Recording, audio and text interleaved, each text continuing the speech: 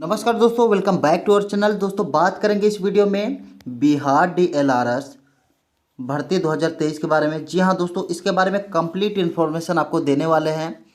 आपको भी पता है मेरे भाई, इसमें टोटल 4 प्रकार की पोस्ट आपकी निकाली गई है, तो चारों का कट ऑफ आपको बताने वाले हैं। कौन से कैटेगरी के लिए कितना कट ऑफ जा सकता है, तो इसके बारे में आपको जानकारियाँ देंगे।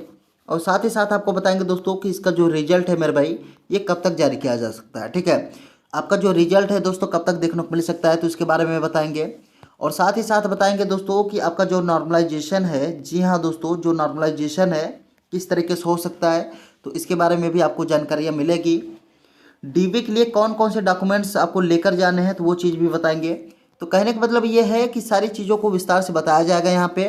तो वीडियो में अंत तक बने रहिएगा। लाइक वगैरह नहीं किए हैं तो कर दीजिए, और चैनल पर अगर पहली बार विजिट किए हैं तो सब्सक्राइब करना ना भूलें।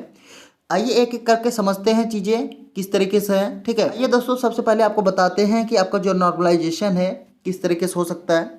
आप यहाँ पे देख सकते हैं दोस्तों, परीक्षा की प्रक्रिया यहाँ पे दिया गया है।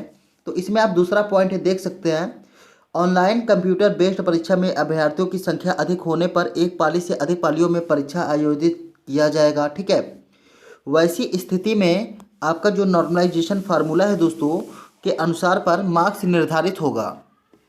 इसका मतलब ये है दोस्तों कि जो आपका नॉर्मलाइजेशन है ये निर्धारित किया जाएगा। एक से अधिक पालियों में अगर कोई भी एग्जाम होता है दोस्तों, वहाँ पे नॉर्मलाइजेशन की जो प्रक्रिया है होती है, इसको अप्लाई किया जाता है। आपको भी पता है।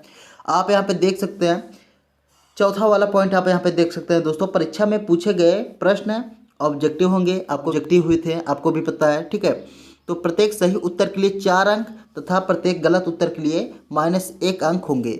यानी कि अगर आप एक प्रश्न सही करते हैं दोस्तों तो आपको 4 अंक दिया जाएगा। अगर बात करें दोस्तों गलत उत्तर की, कि अगर आप एक प्रश्न गलत करते हैं तो आपका 1 अंक जो है उसमें से कट जाएगा। ठीक है, तो कुछ इस तरीके से नेगेटिव मार्किंग का प्रावधान इसमें रखा गया था दोस्तों। और यहाँ पे आप देख सकते हैं कुल प्रश्नों की संख्या आप यहाँ पे देख सकते हैं, समय अवधि कितना था, तो इस तरीके से यहाँ पे जानकारियाँ दी गई है। ठीक है, अगला देख सकते हैं दोस्तों यहाँ पे आप इंटरव्यू।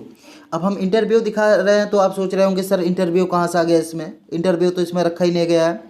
तो मेरे भाई देखिए, आपका इंटरव्यू होगा और ये किस तरीके से होगा ये चीज़ हम आपको बता रहे हैं। देखिए, इंटरव्यू का मतलब ये नहीं होता कि आपसे वहाँ पे प्रश्न पूछे जाएंगे। ठीक है, कि आप जो है सीबीटी टेस्ट देकर आए हैं तो आपसे वहाँ पे प्रश्न पूछे जाएंगे कि आप ये प्रश्न बताइए, ये बताइए। तो ऐसा कुछ नहीं मेरे भाई, इसमें जो इंटरव्यू होने वाला है ये कुछ अलग प्रकार से होने वाला है। किस तरीके से हो सकता है, तो आइए इसके बारे में समझते हैं।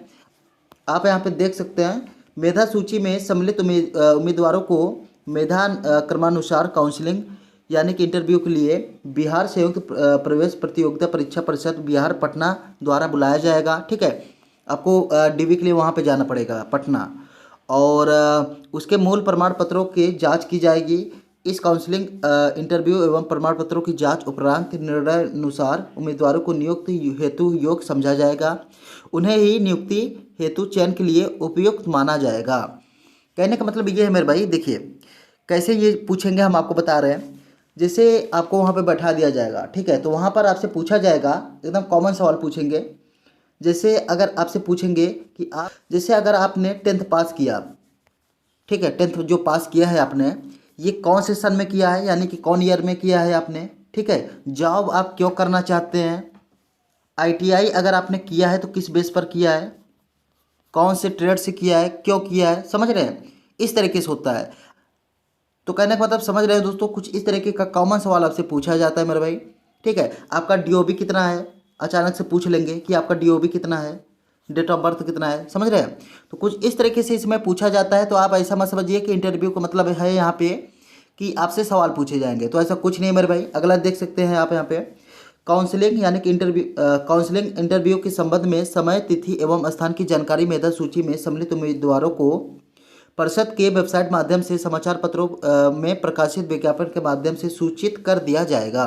ठीक है, तो कुछ इस तरीके का अपडेट है। तीसरा और अगला देख सकते हैं यहाँ पे आप, काउंसलिंग में उम्मीदवारों को इस कंप्यूटर बेस्ड ऑनलाइन परीक्षा के लिए निर्गत प्रवेश पत्र यानी कि एडमिट कार्ड, अपने शैक्षणिक योग्यता एवं अन्य संबंधित मूल प्रमाण पत्रों को लाना अनिवार्य है।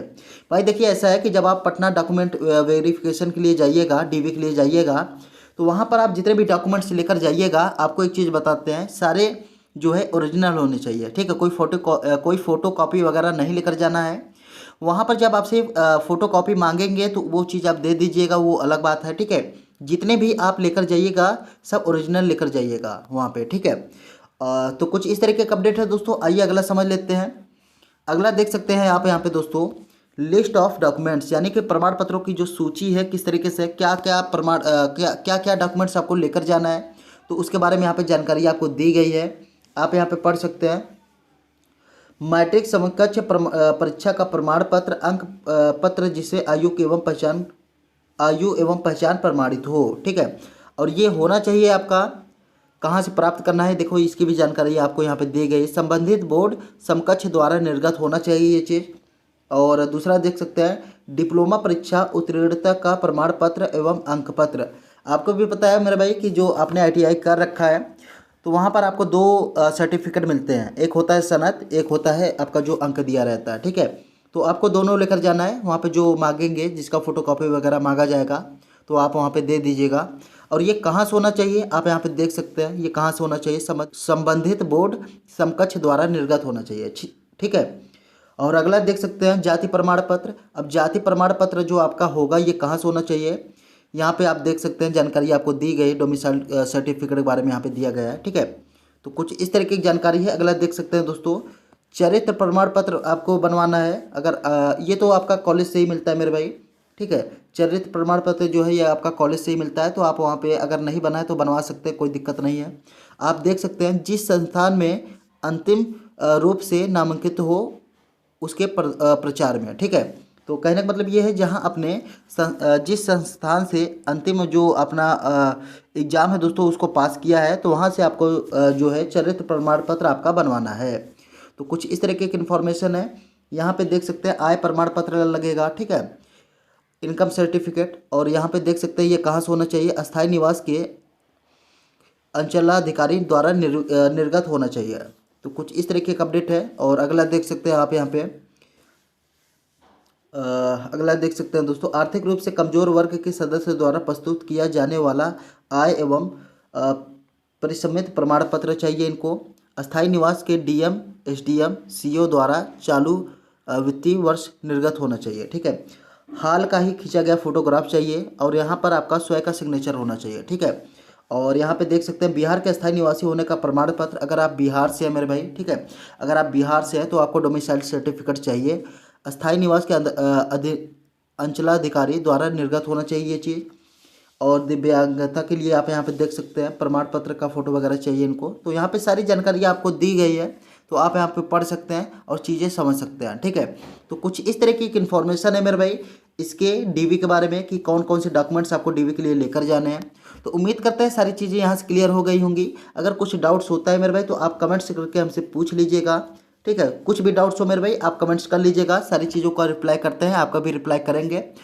आइए समझ लेते हैं दोस्तों कि आपका जो 4 प्रकार की पोस्ट निकाली गई है वो चारों का जो कट ऑफ कितना रह सकता है, तो इसके बारे में बताते हैं। फिर इसके बाद आपको बताते हैं कि इसके रिजल्ट के बारे में क्या अपडेट है, ठीक है। तो जैसे कि दोस्तों आप यहाँ पे देख रहे होंगे कि बिहार DLRS का जो परीक्षा है मेरे भाई 4 अगस्त से 17 अगस्त 2023 के बीच कंडक्ट कराया गया था। बात करें दोस्तों इसमें टोटल पोस्ट की कि सर कितने पदों पर यह जो भर्ती है इसको निकाला गया था, तो भैया ये इसमें जो टोटल पोस्ट निकाले गए थे आपके 10101 थे, मतलब 10,101 पदों पर आपकी ये जो भर्ती है इसको निकाला गया था दोस्तों, ठीक है। तो आइए समझ लेते हैं दोस्तों इसका जो कट ऑफ कितना रह सकता है। तो इसका जो कट ऑफ है मेरे भाई आप यहाँ पे देख सकते हैं।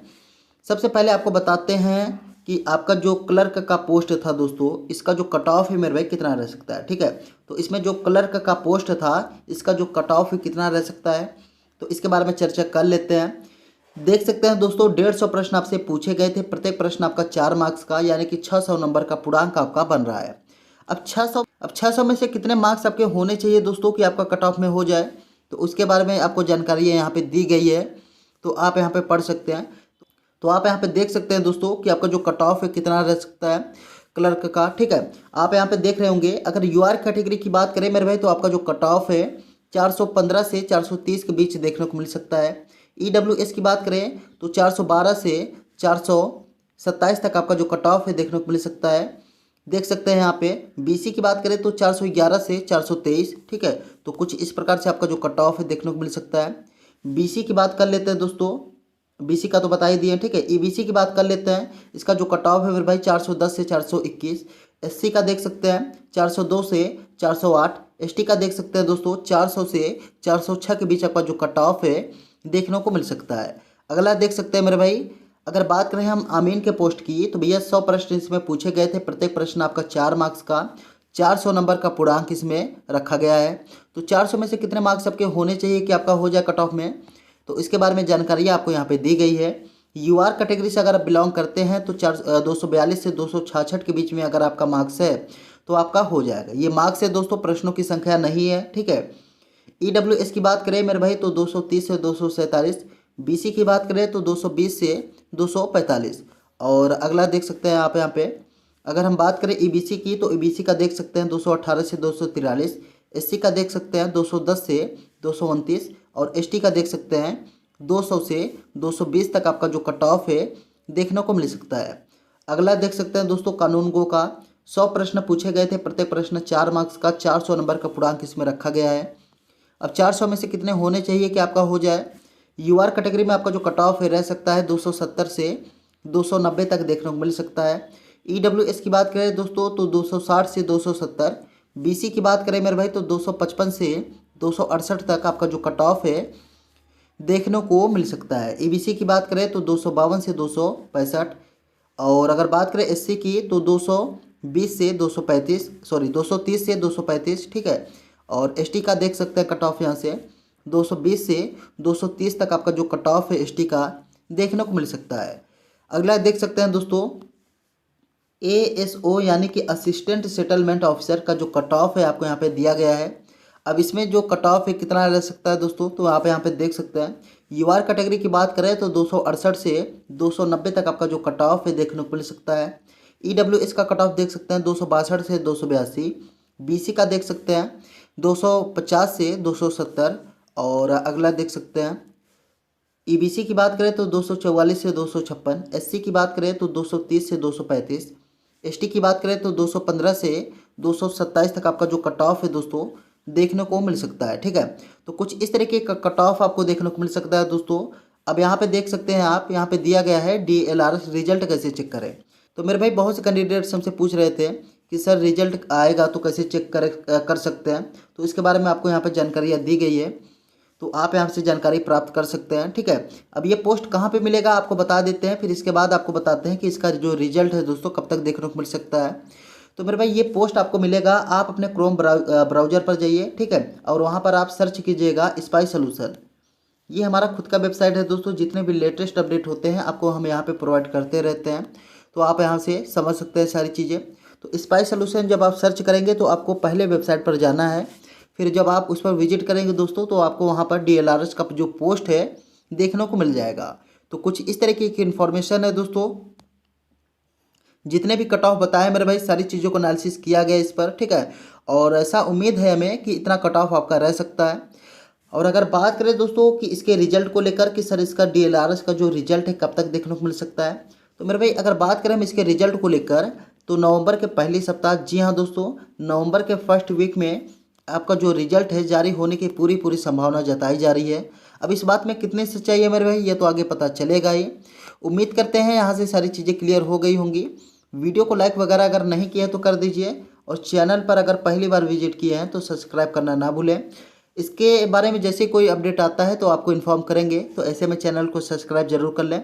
मिलते हैं किसी नेक्स्ट वीडियो में, तब तक के लिए जय हिंद।